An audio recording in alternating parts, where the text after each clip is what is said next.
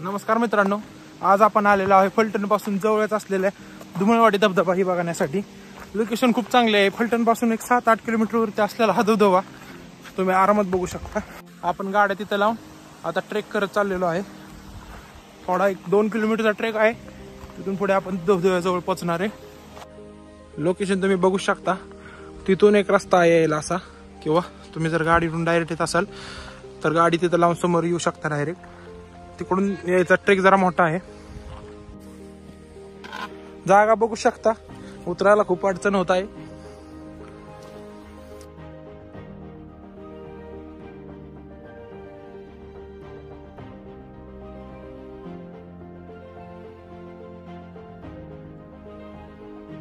मित्रांनो, आपण आलेलो आहे आता लोकेशनला।